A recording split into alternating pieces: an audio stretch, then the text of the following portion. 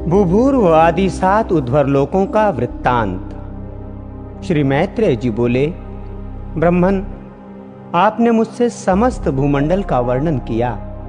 हे मुने, अब मैं भूवर्लोक आदि समस्त लोकों के विषय में सुनना चाहता हूं।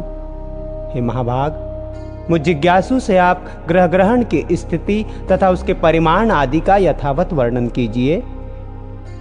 श्री पराशर जी बोले, जितनी दूर तक सूर्य और चंद्रमा की किरणों का प्रकाश जाता है, समुद्र, नदी और पर्वतादि से युक्त उतना प्रदेश पृथ्वी कहलाता है। हे द्विज, जितना पृथ्वी का विस्तार और परिमंडल घेरा है, उतना ही विस्तार और परिमंडल भुवरलोक का भी है। हे मैत्रेय, पृथ्वी से 1,00,000 योजन दूर सूर्य मंडल है और सूर्य मंडल से भी 1,00,000 योजन के अंतर पर चंद्र मंडल है।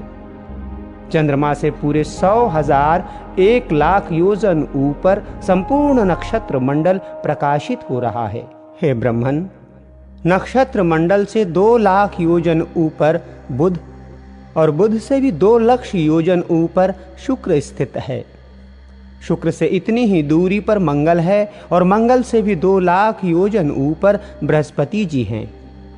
हे द्विजोत्तम, बृहस्पति जी से 2,00,000 योजन ऊपर शनि है और शनि से 1,00,000 योजन के अंतर पर सप्तर्षि मंडल है तथा सप्तर्षियों से भी 100,000 योजन ऊपर समस्त ज्योतिष चक्र की नाभि रूप ध्रुवमंडल स्थित है। हे महामुने, मैंने तुमसे ये त्रिलोकी की उच्चता के विषय में वर्णन किया। ये त्रिलोकी की यज्ञ फल की भोग भूमि है और यज्ञानुष्ठान की स्थिति इस भारतवर्ष में ही है। ध्रुव से 1 करोड़ योजन ऊपर महरलोक है, जहाँ कल्पांत पर्यंत रहने वाले भृगु आदि सिद्धगण रहते हैं। हे मैत्रेय, उससे भी 2 करोड़ योजन ऊपर जनलोक है, जिसमें ब्रह्मा जी के प्रख्यात पुत्र निर्मलचित सनकादि रहते हैं। जनलोक से 4 गुना अर्थात 8 करोड़ योजन ऊपर तपलोक है। वहां वैराज नामक देवगणों का निवास है, जिनका कभी दाह नहीं होता। तपलोक से 6 गुना अर्थात 12 करोड़ योजन के अंतर पर सत्यलोक सुशोभित है, जो ब्रह्मलोक भी कहलाता है और जिसमें फिर न मरने वाले अमरगण निवास करते हैं। जो भी पार्थिव वस्तु चरण संचार के योग्य है, वो भुवरलोक है। उसका विस्तार मैं कह चुका हूं। हे मुनिश्रेष्ठ, पृथ्वी और सूर्य के मध्य में जो सिद्धगण और मुनिगण सेवित स्थान है, वही दूसरा भुवरलोक है। सूर्य और ध्रुव के बीच में जो 14,00,000 योजन का अंतर है, उसी को लोक स्थिति का विचार करने वालों ने स्वरलोक कहा है।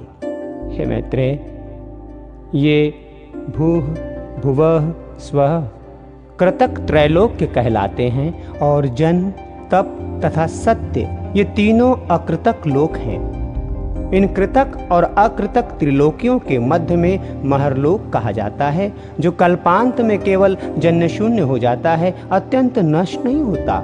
इसीलिए ये कृतकाकृत कहलाता है। हे मैत्रेय, इस प्रकार मैंने तुमसे ये 7 लोक और 7 ही पाताल कहे। इस ब्रह्मांड का बस इतना ही विस्तार है। ये ब्रह्मांड कपित्थ कैथे के बीज के समान ऊपर नीचे सब ओर अंडकटाह से घिरा हुआ है। हे मैत्रेय, ये अंड अपने से 10 गुने जल से आवृत है और वो जल का संपूर्ण आवरण अग्नि से घिरा हुआ है। अग्नि वायु से और वायु आकाश से परिवेष्टित है तथा आकाश भूतों के कारण तामस अहंकार और अहंकार महतत्व से घिरा हुआ है। हे मैत्रेय, ये 7 उत्तरोत्तर एक दूसरे से 10 गुने हैं। महतत्व को भी प्रधान ने आवृत कर रखा है। ये अनंत है तथा उसका न कभी अंत नाश होता है, न कोई संख्या ही है, क्योंकि हे मुने, वो अनंत, असंख्येय, अपरिमेय तथा संपूर्ण जगत का कारण है और वही परा प्रकृति है। उसमें ऐसे ऐसे हजारों, लाखों तथा सैकड़ों करोड़ ब्रह्मांड हैं। जिस प्रकार काष्ठ में अग्नि और तिल में तैल रहता है, उसी प्रकार स्वप्रकाश चेतनात्मकता व्यापक पुरुष प्रधान में स्थित है। हे महाबुद्धे, ये संश्रयशील आपस में मिले हुए प्रधान और पुरुष भी समस्त भूतों की स्वभूता विष्णु शक्ति से आवृत हैं। हे महामते, वो विष्णु शक्ति ही प्रलय के समय, उसके पार्थक्य और स्थिति के समय उसके सम्मेलन की हेतु है तथा सर्गारंभ के समय वही उनके शोभ की कारण है। जिस प्रकार जल के संसर्ग से वायु सैकड़ों जलकणों को धारण करता है, उसी प्रकार भगवान विष्णु की शक्ति भी प्रधान पुरुषमय जगत को धारण करती है। हे मुने, जिस प्रकार आदि बीज से ही मूल, स्कंध और शाखा आदि के सहित वृक्ष उत्पन्न होता है और तदनंतर उससे और भी बीज उत्पन्न होते हैं तथा उन बीजों से अनन्यान्य वृक्ष उत्पन्न होते हैं और वे भी उन्हीं लक्षण, द्रव्य और कारणों से युक्त होते हैं, उसी प्रकार पहले अव्याकृत प्रधान से महतत्व से लेकर पंचभूत पर्यंत संपूर्ण विकार उत्पन्न होते हैं तथा उनसे देव, असुर आदि का जन्म होता है तथा फिर उनके पुत्र तथा उनके पुत्रों के अन्य पुत्र होते हैं। अपने बीज से अन्य वृक्ष के उत्पन्न होने से जिस प्रकार पूर्व वृक्ष की कोई क्षति नहीं होती, उसी प्रकार अन्य प्राणियों के उत्पन्न होने से उनके जन्मदाता प्राणियों का ह्रास नहीं होता। जिस प्रकार आकाश और काल आदि सन्निधि मात्र से ही वृक्ष के कारण होते हैं, उसी प्रकार भगवान श्री हरि भी बिना परिणाम के ही विश्व के कारण हैं।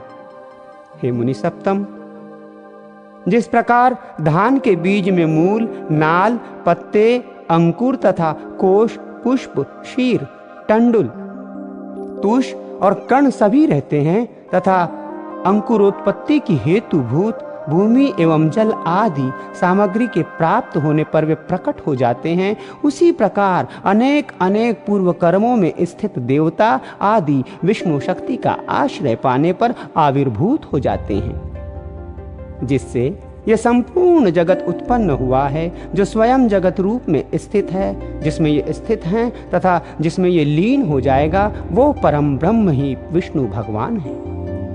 वो ब्रह्म ही उन विष्णु का परमधाम पर स्वरूप है। वो पद सत और असत दोनों से विलक्षण है तथा उससे अभिन्न हुआ ही ये संपूर्ण चराचर जगत उससे उत्पन्न हुआ है। वही अव्यक्त मूल प्रकृति है, वही व्यक्त स्वरूप संसार है, उसी में यह संपूर्ण जगत लीन होता है तथा उसी के आश्रय से स्थित है।